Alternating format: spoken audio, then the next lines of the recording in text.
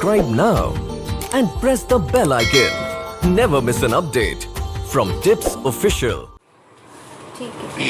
नमस्ते, मैं डॉक्टर महेंद्र प्रजापति, हिंदी विभाग हंसराज कॉलेज, आप लोगों का स्वागत करता हूं इस फेसबुक लाइव में। सबसे पहले मैं जनमंथन दर्पण पत्रिका के सभी आयोजकों को धन्यवाद देता हूं कि उन्होंने मुझे इस विषय पर बोलने का मौका दिया। साहित्य और सिनेमा मेरा प्रिय विषय है। मैं साहित्य का विद्यार्थी रहा हूं और सिनेमा पे मैंने शोध किया। मैं था कि मैं इस पर किस तरीके से अपनी बात रखूंगा, तो मेरे समझ में आया कि जो विद्यार्थी होंगे या शोधार्थी होंगे उनकी संख्या मुझे लगता है कि शायद और लोगों से ज़्यादा हो। प्लेन भाषा में और बहुत ही सहज ढंग से कुछ बिंदुओं को उठा करके मैंने साहित्य और सिनेमा के संबंधों को समझाने की कोशिश की है। इसमें मैं करूँगा और को पुष्ट करने के लिए मैंने कुछ बिंदु भी बनाए हैं। हो सकता है मुझे पढ़ना पड़े एक दो बार, मैं करके भी आप तक मैं उसको पहुंचाऊंगा। दर्पण पत्रिका के संपादक और इस कार्यक्रम पवन को मैं बहुत बधाई देता हूं और धन्यवाद भी कि उन्होंने मेरे प्रिय विषय पर मुझे बोलने का मौका दिया। देखिए, मुझे सिनेमा का कितना ज्ञान है ये मुझे खुद भी पता नहीं है, लेकिन ये सिनेमा मेरी प्रिय विधा है और ये मेरे जीवन का सबसे बड़ा सम्मोहन है। मुझे कभी कभी लगता है कि अगर सिनेमा नहीं होता तो शायद मेरे जीवन में इतनी सारी चीज़ें नहीं जुड़ती। मैं शुरू से ही सिनेमा का प्रेमी रहा हूँ और ऐसा नहीं कि मतलब मैंने शोध में सिनेमा विषय लिया तो उसके पीछे कोई अलग धारणा नहीं है। बिल्कुल स्पष्ट था कि मुझे सिनेमा पर ही शोध करना है और मुझे अपने इस प्रिय विषय पर बोलने के लिए मौका मिला। आप लोग इसको सुनेंगे, आप सबका धन्यवाद। इस विषय पर बोलने से पहले मैं दो चीज़ें मैंने पहले भी कहा कि मैं बहुत बौद्धिक तरीके से अपनी बात को नहीं, बहुत ही सहज ढंग से, ताकि वो विद्यार्थियों, क्योंकि मैं सिनेमा अध्ययन जो पेपर वो पढ़ाता भी हूँ, मैं बहुत सहज ढंग से अपनी बातों को यहाँ पे रखूँगा, बहुत ही ताकि सबको समझ में आ जाए कि साहित्य और सिनेमा का संबंध आखिर किस तरीके से है। दरअसल जब साहित्य और सिनेमा के संबंधों पर बात की जाती है तो उसमें साहित्यिक कृतियों पर बनी कुछ फिल्मों के बारे में बता दिया जाता है कि इन कृतियों पर ये साहित्यिक फिल्में बनी हैं, इसलिए साहित्य और सिनेमा का संबंध है। लेकिन साहित्य और सिनेमा का संबंध सिर्फ साहित्यिक कृतियों पर बनी फिल्मों तक सीमित नहीं है, ये समझना बहुत ज़रूरी है। और साहित्य और सिनेमा को नमस्ते रमा मैम, धन्यवाद मैम। इस विषय में साहित्य और सिनेमा जो इसमें दो मूल शब्द हैं, उसको पहले आप समझ लीजिए कि साहित्य क्या है।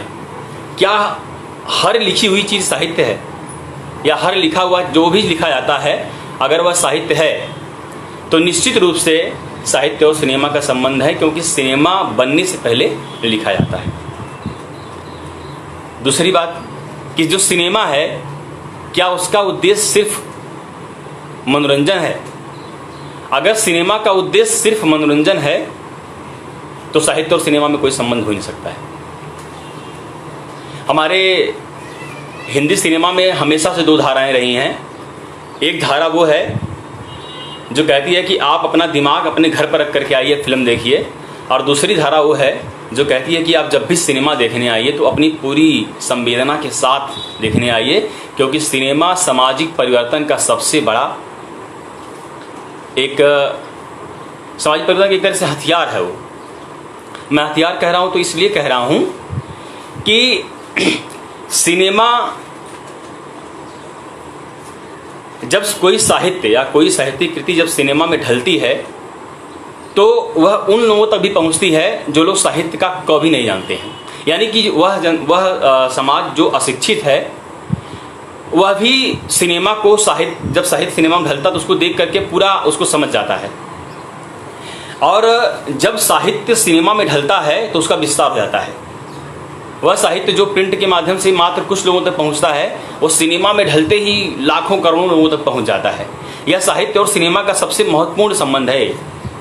और जो सिनेमा है उसकी लिमिटेशन ये है कि वह साहित्य के कुछ चीज़ों को लिमिट कर देता है, जैसे देश काल वातावरण को और पात्र को। उसको आप इस तरीके से समझिए कि जब आप गोदान पढ़ते हैं तो आप होरी की कल्पना करते हैं कि होरी ऐसा होगा, होरी वैसा होगा, कैसे उसने कपड़े पहन रखे होंगे।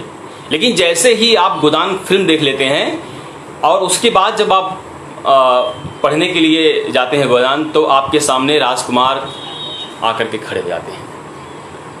ये है साहित्य को लिमिट करता है सिनेमा, लेकिन उसकी पहुंच बहुत लोगों तक पहुंचा देता है।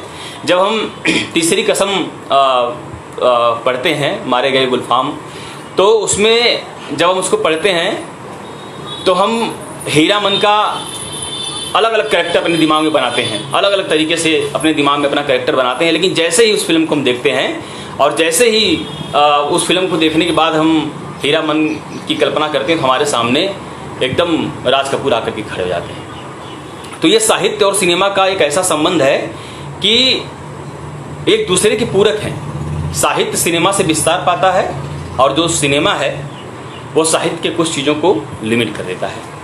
और साहित्य के साथ ये है कि साहित्य जो है वह सिनेमा के अनुसार नहीं बदलता है, सिनेमा के अनुसार साहित्य को बदलना पड़ता है।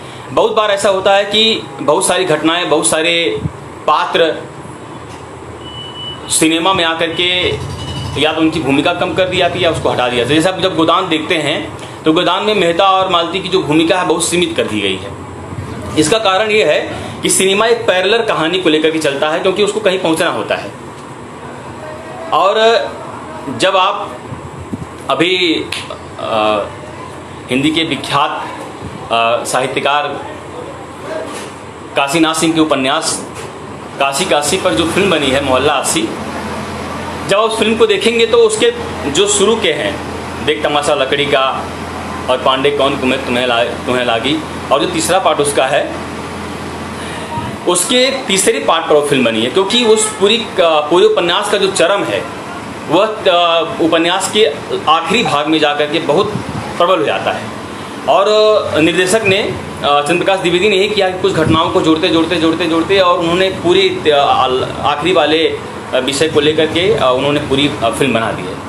तो आप मेरी बात समझ रहे होंगे कि साहित्य और सिनेमा का जो संबंध है वो इस तरीके से है कि कुछ तुम सहो कुछ हम सहें। और अगर आप साहित्य और सिनेमा के संबंध को बहुत रूढ़ होकर के देखेंगे, अगर आप ये मान लेंगे कि नहीं सिनेमा तो सिर्फ मनोरंजन का साधन है, तो आप ना सिनेमा वाले साहित्य के साथ न्याय नहीं कर पाएंगे, और साहित्य वाला अगर सिनेमा वाले ये मान लेंगे कि नहीं साहित्य बहुत बौद्धिक होता है, तो निश्चित रूप से उसको भी हानि होगी। क्योंकि अच्छा सिनेमा हमेशा एक अच्छी कहानी के तलाश में रहता है, ये मेरा मानना है। कहानी का मतलब कि वह नाटक भी हो सकता है, वो कविता में भी कहानी, जैसे मुक्तिबोध की अंधेरे में जो कविता है उस पर एक फिल्म बनी। तो साहित्य और सिनेमा के संबंध को समझने के लिए उसके बीच की जो कड़ी है वो समाज है। जब तक हम साहित्य और सिनेमा के संबंधों के बीच में जब तक हम समाज को नहीं लाएंगे, क्योंकि समाज ही यह निर्धारित करता है कि हमें कौन सा सिनेमा देखना है और हमें कौन सा साहित्य पढ़ता है। हिंदी सिनेमा के एक बहुत बड़े विद्वान हुए वर्नास डा शाह, जिन्होंने उनका कहना था कि सिनेमा लोगों के दिमाग को गढ़ेगा और उनके आचरण को प्रभावित करेगा। युवा वर्ग पर इसका दुष्प्रभाव नहीं पड़ सकता यदि वह स्वस्थ मस्तिष्क है। इनका मानना है कि अगर आपका दिमाग सही है, यानी कि अगर आप अंदर से स्वस्थ हैं, तो कोई भी चीज़ आपको प्रभावित नहीं कर सकती है। मैं इस संदर्भ में एक बहुत महत्वपूर्ण फिल्म का जिक्र आपसे करूंगा। एक फिल्म रंगरसिया जो फिल्म है, वो बहुत सारी अड़चनों के बाद वो जब फिल्म प्रदर्शित हुई, तो उस फिल्म में आप जानते हैं कि उसका सिनेमा से बहुत गहरा क्या बोलते हैं कि संबंध है। क्योंकि जो दादा साहब फाल्के हैं उस फिल्म में एक भूमिका एक भूमिका के रूप में है। और जब वो फिल्म सामने आती है रंगरसिया, तो आप उस फिल्म को देखेंगे तो आपको समझ में आएगा कि वो जो पात्र है रणदीप हुडा, राजा रवि वर्मा जो चित्रकार है, वह रसिया है, रंग का भी और स्त्री का भी।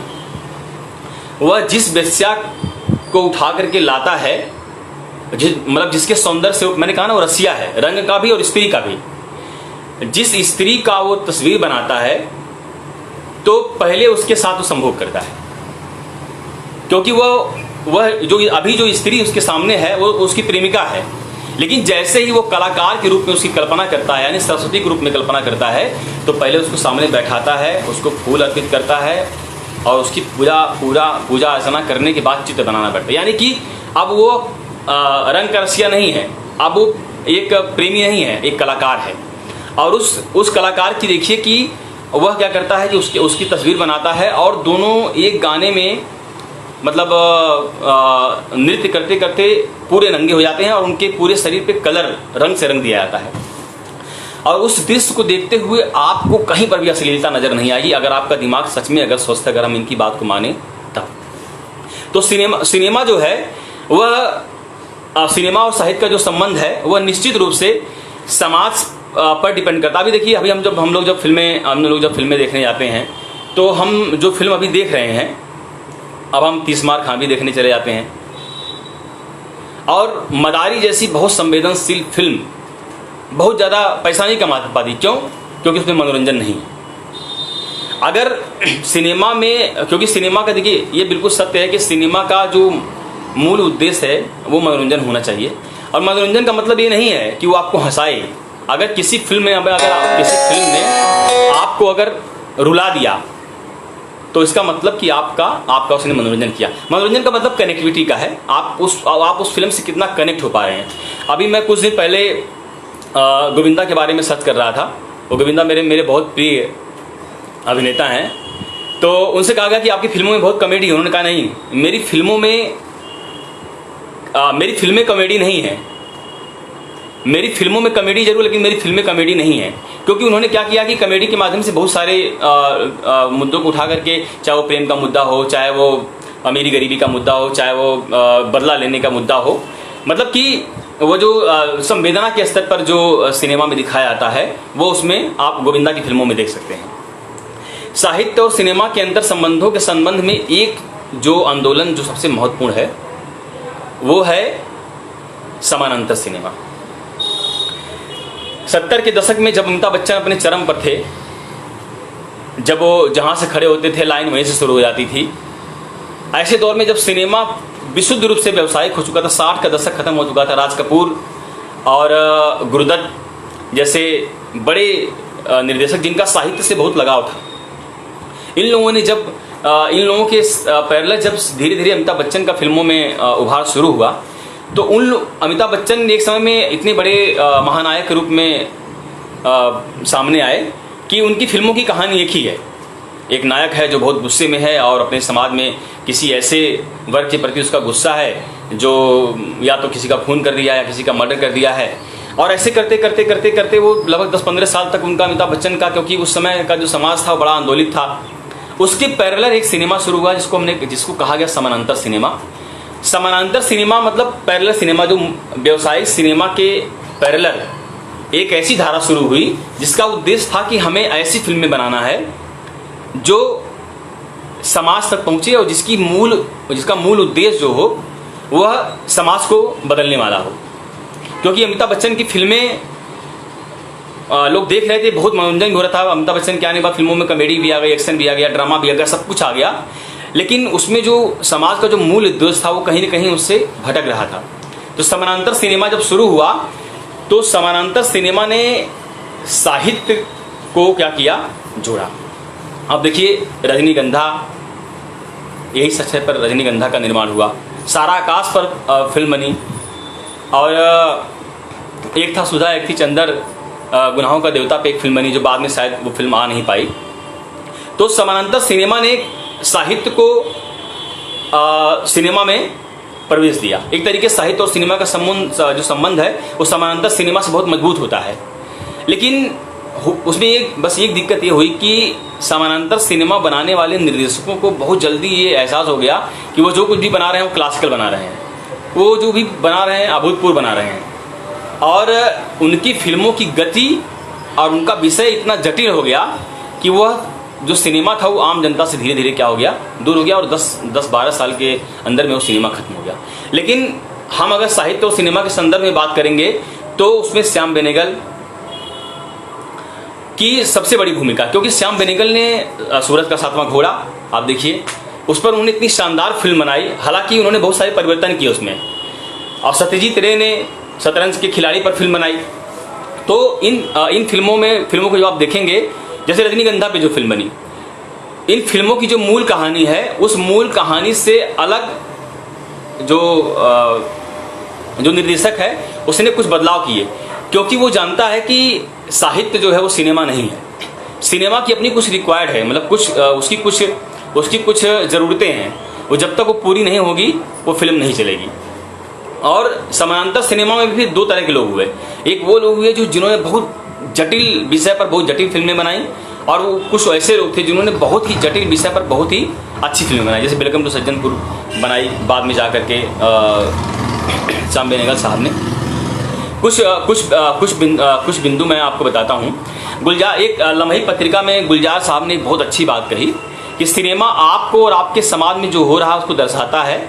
निश्चित रूप से सिनेमा समाज का दर्पण है, चूंकि सिनेमा समाज की अभिव्यक्ति है, इसलिए समाज में बदलाव के अनुसार सिनेमा में भी बदलाव होता चलता है। जिस तरह 90 के दशक में भूमंडलीकरण भारतीय समाज से प्रभावित सिनेमा हमारे देश को देखने के लिए मिलता है, यानी कि समय के अनुसार जब सिनेमा बदलेगा तो समय के अनुसार जब साहित्य बदलेगा तो सिनेमा भी कहीं न कहीं बदलेगा। आप देखिए कि समानांतर सिनेमा जो लगभग 10 वर्षों में ख़त्म हो गया था, वो 21वीं सदी में वह समानांतर सिनेमा फिर से लौटा। अनुराग कश्यप, तिग्मांशु धूलिया, दिवाकर बनर्जी जैसे मतलब के निर्देशकों ने, जिनके पास कोई गॉडफादर नहीं थे सिनेमा में, वो लोग आए और उन लोगों ने सिनेमा के पूरे चीज़ों को बदल दिया। वो साहित्य को भी लेकर के आए, उन्होंने अपनी फिल्मों में ये जरूर है कि वो साहित्य था जिसको आपने पटरी साहित्य, लुगदी साहित्य कहा, या फिर उन्होंने किसी की कहानी को लेकर के फिल्म बनाई। तो ये वो वर्ग था जो युवा था और जो साहित्य को सिनेमा में नए तरीके से लेके आना चाहता था। वो आपसे गालियों पर बात करेगा, आपकी गालियों की समस्या पे बात करेगा, आपसे सेक्स पर भी बात करेगा और सामाजिक उद्देश्य पर भी बात करेगा, लेकिन उसका ट्रीटमेंट थोड़ा अलग तरीके से होगा। वह बहुत ज़्यादा आदर्श और नैतिकता के नाम पर जो चीज़ें छुपा ली जाती थी वह आपको 21वीं सदी के सिनेमा में आपको खुल करके देखने के लिए मिलेगा। हालांकि कई बार अति भी होती है, लेकिन फिर भी समानांतर सिनेमा का जो दूसरा, जिसको नव समानांतर सिनेमा कहा था सुनील मिश्र ने, वो कला चिंतक हैं, उन्होंने उसको नव समानांतर सिनेमा नाम दिया। तो यहाँ पे फिर से एक साहित्य की वापसी होती है, छोटी छोटी कहानियाँ और छोटी छोटी जिसको उन्होंने लघु कहानियाँ कहा, उन कहानियों को जोड़ करके जो है वो फिल्मों में आना शुरू हुआ। मैं यहाँ पे बहुत सारी साहित्यिक कृतियों का नाम गिना सकता हूँ, लेकिन मैं उसमें जाना नहीं चाहता हूँ। साहित्य और सिनेमा के संबंध के संदर्भ में एक जो सबसे महत्वपूर्ण बात है कि आप हिंदी सिनेमा के गीतों को छोड़ करके आप साहित्य और सिनेमा के संबंध पर कोई बात नहीं कर सकते हैं जब तक आप उसके गीतों पर आप बात नहीं करेंगे। आप देखिए 60 के दशक में राज कपूर के फिल्मों के आप गाने सुनिए। राज कपूर, दिल का हाल सुने दिल वाला, दुनिया बनाने वाले क्या तेरे मन में समाई, ये जो गीत हैं, अगर हम इनको पढ़ें तो लगेगा कि ये साहित्यिक गीत हैं, लेकिन चूंकि वो सिनेमा में गाया जा रहा है इसलिए आपको लगता है कि नहीं ये तो सिनेमा का गीत है, क्योंकि उस समय साहित्य में एक ऐसी धारा बहुत मजबूत तरीके से उसका विरोध कर रहे थे कि हम साहित्यकार हैं, हम सिनेमा में नहीं जाएंगे। उसी समय में कमलेश्वर, राजेंद्र यादव भी, मोहन राकेश भी, ये लोग सक्रिय हुए और कमलेश्वर ने तो कमाल का काम किया। राही मासूम रजा, अब राही मासूम रजा को देखिए, उन्होंने बहुत महत्वपूर्ण काम किया सिनेमा में, धारावाहिकों में बहुत महत्वपूर्ण काम किया उन्होंने। और कमलेश्वर ने तो बाकायदा मुझे लगता है कि दर्जन भर फिल्मों की उन्होंने स्क्रिप्ट लिखी, उन्होंने बहुत सारी फिल्मों की कहानियाँ लिखी, उनकी कहानियों पर फिल्में बनी। और आप देखिए जब हम साहित्य सिनेमा की बात करते हैं तो हम ये निश्चित रूप से हम कुछ लोगों को छोड़ नहीं सकते हैं। जैसे हम गुलजार साहब की जब बात करते हैं, मुझे लगता है कि गुलजार साहब के अंदर एक साहित्यकार है, मतलब वह साहित्यकार जिसको आप कहते हैं कि वो सिनेमा में वर्जित है, लेकिन आप उनकी जब कविताएं पढ़ेंगे, मेरा कुछ सामान पड़ा है लौटा दो, मुझे इसमें कविता दिखाई देती है। लेकिन वही गुलजार जब सिनेमा के शर्तों पर काम करते हैं तो कजरादे कजरादे भी लिखते हैं।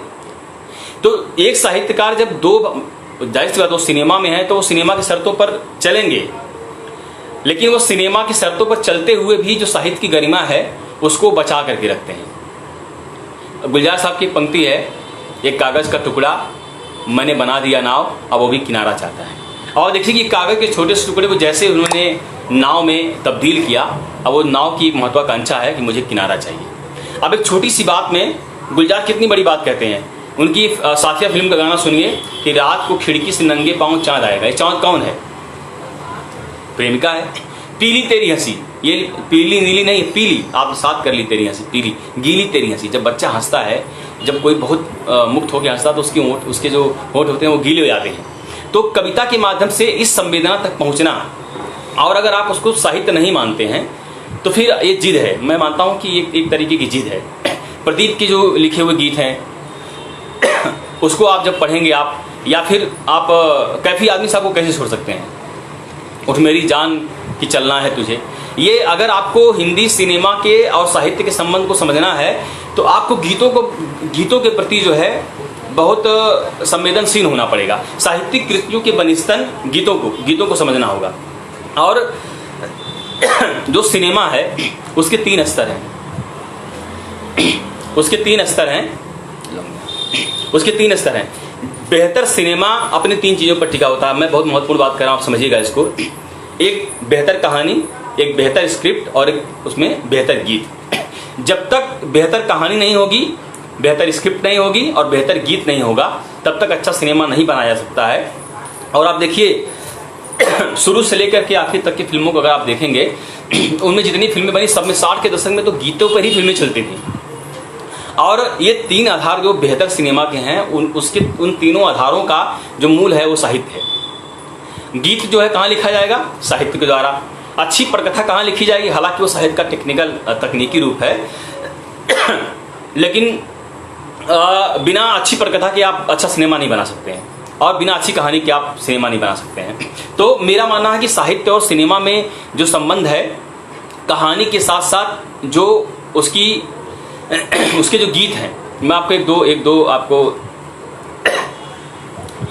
समाजवादी चिंतक राम मनोहर लोहिया ने फिल्मों के बारे में बहुत बड़ी टिप्पणी और बहुत महत्वपूर्ण टिप्पणी उन्होंने की है कि उन्होंने कहा था कि सिनेमा इस समय समाज को प्रभावित करने वाली दो सबसे बड़ी शक्तियां हैं। वो अपने समय की बात कर रहे हैं, एक सिनेमा और एक गांधी। अब आप देखिए कि कितना विरोधाभास है।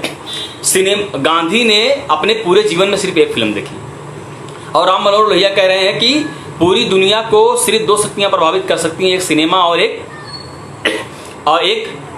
गांधी। तो आपको समझना होगा कि जिस सिनेमा की बात राम मनोहर लोहिया कर रहे हैं वो सिनेमा नहीं है जो कहता है कि अपना दिमाग घर रख कर आओ। वो सिनेमा है जो आपके समाज में चल रही चीज़ों को कुछ बदलना चाहता है। और ये दर्शकों के ऊपर डिपेंड नहीं करता है कि वो क्या देखना चाहता है। ये पूरी तरीके से ये निर्देशक की जिम्मेदारी है। ये मेरा व्यक्तिगत मानना है कि निर्देशक वो ये ना कहे कि हम जो समाज में हो रहा है हम उसको दिखा रहे हैं, और उस समाज को में जो भी हो रहा है उसके दिखाने के नाम पर भी आप हमारे जो सैन कश की चीज़ें वो भी आप पब्लिक में लेकर के आ जाइए। निर्देशक की जिम्मेदारी होती है कि वह उस सिनेमा का निर्माण करे जिसको समाज की ज़रूरत है। ठीक है, आप बहुत ज़्यादा आदर्शवादी मत बनिए, बहुत ज़्यादा नैतिकतावादी मत बनिए, मतलब कि आदर्श और नैतिकता के रूप में आप रूढ़ मत हो जाइए, लेकिन उस रूढ़ी को तोड़ने के क्रम में आप इतने फ्रैंक भी मत हो जाइए कि हर बात पर गोली और गाली चले सिनेमा में। मैं इसके पक्ष में भी नहीं हूँ। तो साहित्य और सिनेमा का जो संबंध है वो आप जब थोड़ा सा कहते हैं ना, फ्लेक्सिबल होना पड़ेगा आपको।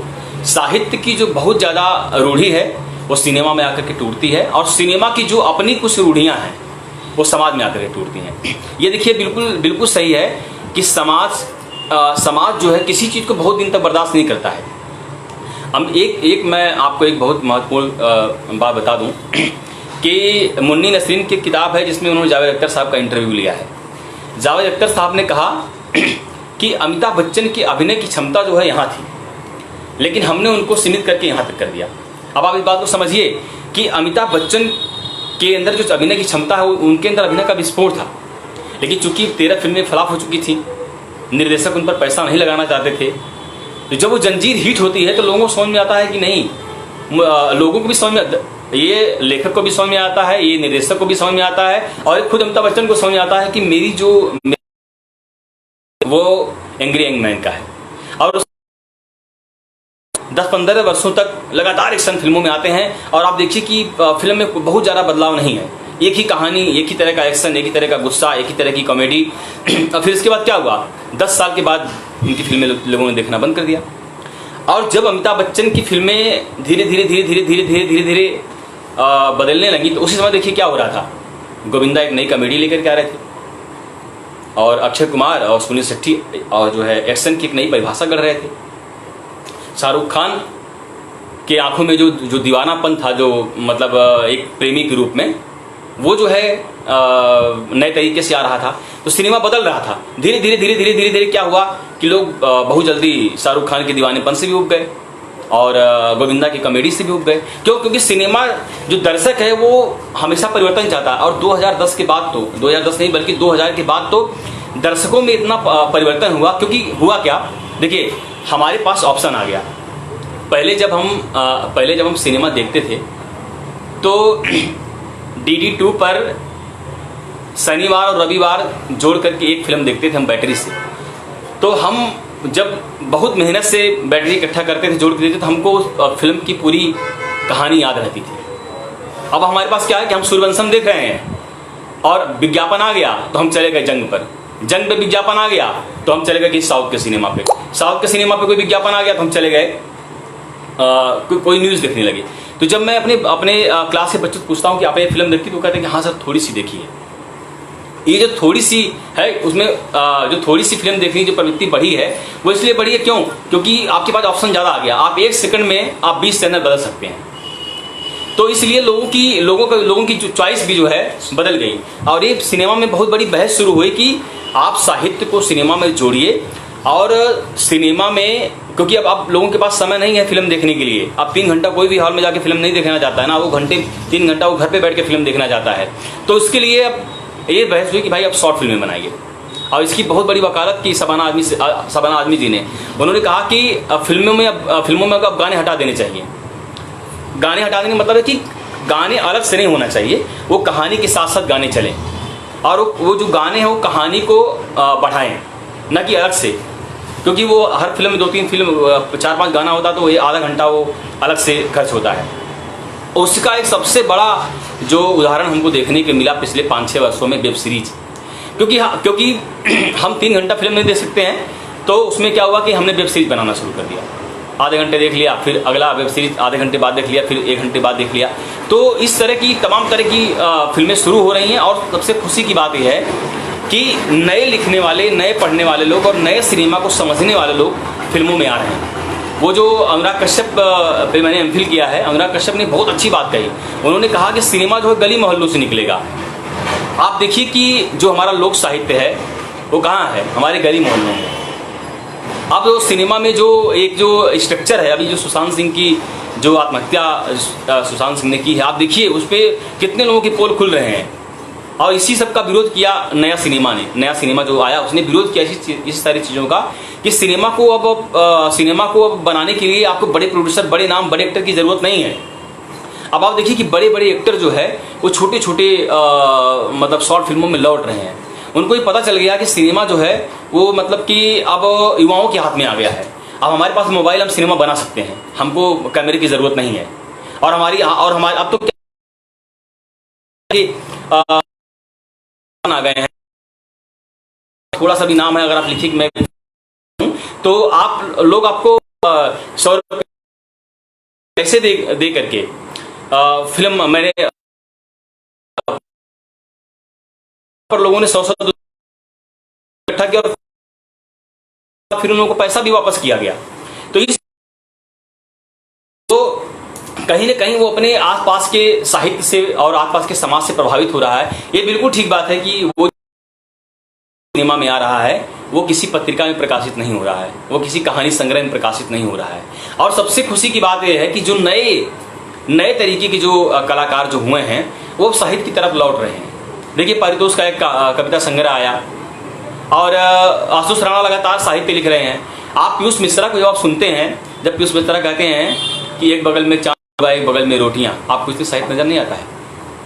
अगर आपको इसमें साहित्य नजर नहीं आता है तो इसका मतलब है कि फिर आप साहित्य और सिनेमा के संबंधों को आप फिर समझ नहीं पा रहे हैं। आप दुष्यंत की एक गजल, तू किसी रेल से गुजरती है मैं किसी जाता हूँ, वो जो मुक्केबाज में उसके गाने के रूप में प्रयोग किया गया है। अनुराग कश्यप की फिल्मों में जो स्नेहा खलनावकर हैं, उन्होंने क्या किया कि गांव-गांव में जा करके घूम करके लोकगीतों को उन्होंने क्या किया, इकट्ठा किया, लोकगीतों को इकट्ठा किया उन्होंने और उसको फिर क्या किया, थोड़ा सा उसमें अलग तरीके का म्यूजिक, जो आधुनिक म्यूजिक डाल करके, पतले हमारे पिया सूख कर हो गए, साहित्य है, लोक से लिया गया है। ससुराल गिना फूल क्या है, तो है। साहित्य और सिनेमा पे बात कर रहे हैं तो हमें ये भी समझना पड़ेगा साहित्य का मतलब सिर्फ शास्त्रीय साहित्य नहीं है, लोक साहित्य भी है। आप देखिए कि साहित्य जो लेता है, अब देखिए आल्हा गाया जाता है, तो अब जब आप वो फिल्म देखेंगे दलाल फिल्म में गाना कि बचाए, तो वो आल्हा का टोन है। यानी कि इब्न बतूता जो फिल्म जिसपे गुलजार साहब को बहुत लेकर के, और जब जावेद अख्तर लिख रहे हैं कि जावेद अख्तर साहब का जो एक, अगर आप सुन आपको लगेगा कि कविता है। मेरे कहने का सीधा सीधा मतलब ये है कि बहुत सारे ऐसे लोग हैं जो फिल्म इंडस्ट्री में ही हैं, साहित्य और सिनेमा के बीच की कड़ी बनकर काम कर रहे हैं। इसकी सबसे मजबूत कड़ी, उन्होंने बहुत सारी साहित्यिक जानते हैं, उन्होंने मौसम, आंधी और इजाजत जैसी बहुत अच्छी फिल्म उन्होंने बनाई। तो साहित्य और सिनेमा के संबंधों को समझने के हमको थोड़ा सा उदार होना पड़ेगा। तो सिनेमा के संबंधों को ना समझ पाएंगे, ना उस पर हम अच्छी तरीके से काम कर पाएंगे। और मेरा ये मानना है कि साहित्य और सिनेमा का जो संबंध है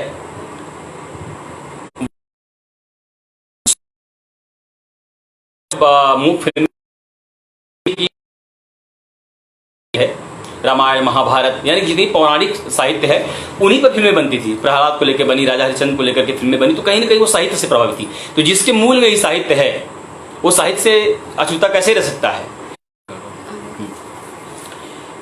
मैं जो कहना चाह रहा हूँ वो ये कहना चाह रहा हूँ कि हमारे जब सिनेमा की नींव में ही साहित्य है तो हम उसको छोड़ कैसे सकते हैं। बस ये समझना होगा कि कौन ऐसे लोग हैं कि जो साहित्य और सिनेमा के संबंधों को बनाते हुए चल रहे हैं। और अभी मेरा मानना है कि साहित्य और सिनेमा का संबंध है, था भी, बस हमें थोड़ा सुधार की जरूरत है।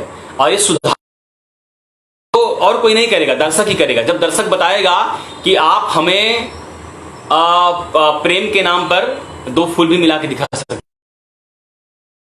सिलता है, ये सिलता नहीं। प्रेम जब हम चुम्बन के नाम पर हम जो फूल मिलाते थे तब भी हम वही समझते थे। अब आप 17 चुम्बन दिखा करके आप फिल्म का प्रचार करते हैं तो वो भी कहीं ना कहीं आप क्या कर रहे हैं, दर्शकों के साथ अन्याय कर रहे हैं। तो मेरा मानना है कि बेहतर साहित्य ही बेहतर सिनेमा का निर्माण कर सकता है। मेरे पास बहुत सारे तथ्यों से समझा सकता हूँ, कई लोगों ने बातें कही हैं, लेकिन मैं उन तथ्यों में नहीं जाना चाहता हूँ। मैं मानता हूँ कि सिनेमा एक ऐसा कला माध्यम है जो दुनिया की सारी कलाओं का एक समन्वय है। और उसमें जो सबसे महत्वपूर्ण है वो इसमें आलोक तिवारी जी पूछ रहे हैं ओपन से आपका क्या आशा है। ओपन मतलब मैं खुद नहीं समझ पा रहा हूँ कि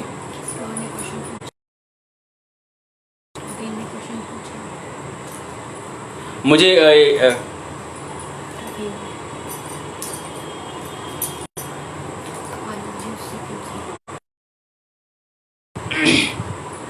ज्योति ने वो किस तरीके का है, मतलब समानांतर सिनेमा के बाद वो शायद संबंध जो है वो, मैंने भी बताया कि दरअसल हुआ क्या, तो मुझे लग रहा है कि शायद नेट की प्रॉब्लम हो रही है यहाँ, मैं जिस जगह पे रहता हूँ थोड़ी सी दिक्कत हो जाती है, मैं क्षमा चाहता हूँ। तो अभी जो इन्होंने पूछा कि समानांतर सिनेमा के किस विषय पर और शोध हो सकता है। देखिए, सिनेमा का विषय इतना ज़्यादा विस्तार है। मैं यहाँ पे कभी हम इस पर बात कर लेंगे सिनेमा पर किस किस विषय पर शोध हो सकता है। मैं आपको 100 ऐसे विषय बता सकता हूँ जिस पर सिनेमा पर शोध किया जा सकता है। देखिए, समानांतर सिनेमा का जो शिल्प पक्ष है उस पर कभी बात नहीं की गई। आप देखिए कि सिनेमा में आप इस बात को